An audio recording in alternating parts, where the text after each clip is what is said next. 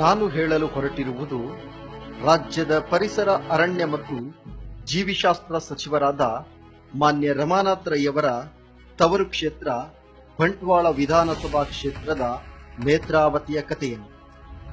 ನೇತ್ರಾವತಿ ಪವಿತ್ರವಾದ ನದಿ, ನಮಗೆಲ್ಲರಿಗೂ ನೀರುಣಿಸುವ ಜೀವದಾತೆ. ಪಶ್ಚಿಮ ಘಟ್ಟದಲ್ಲಿ ಜನ್ಮ ತಳೆದು ಪಡುವಣದ ಕಡಲನ್ನು ಸೇರುವ ನೇತ್ರಾವತಿ ಜಿಲ್ಲೆಯ ಜೀವನದಿ.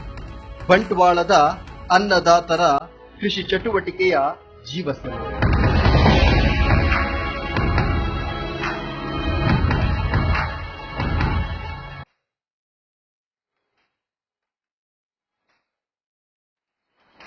ಅಂತಹ ಪವಿತ್ರತೆಯ ನಮ್ಮ ಜೀವನದಿ ನೇತ್ರಾವತಿ ದೂರದೃಷ್ಟಿಯಿಲ್ಲದ ಆಡಳಿತ ವ್ಯವಸ್ಥೆಯಿಂದ ದಿನ ಮಲಿನಗೊಳ್ಳುತ್ತಿದ್ದಾಳೆ. ಮಾಂಸದ ತ್ಯಾಜ್ಯ, ಶೌಚಾಲಯದ ತ್ಯಾಜ್ಯ, ಮಲಿನ ವಿಷಕಾರಕ ವಸ್ತುಗಳು ನೇರವಾಗಿ ನೇತ್ರಾವತಿಯ ಒಡಲು ಸೇರುತ್ತಿದೆ. ಇದೇ ನೀರನ್ನು ಮಂಗಳೂರು ಮಹಾನಗರದ ಜನ ನಿತ್ಯ ಕುಡಿಯಲು, ಹೋಟೆಲ್ ನಿತ್ಯ ಚಟುವಟಿಕೆಗಳಿಗೆ ಉಪಯೋಗಿಸುತ್ತಿದ್ದಾರೆ. ವಿಷಕಾರಿಯಾದ ಮಲಿನತೆಯ ಈ ನೀರು ಜನರ ಆರೋಗ್ಯದ ಮೇಲೆ ನೇರ ಪರಿಣಾಮ ಬೀರುತ್ತಿದೆ.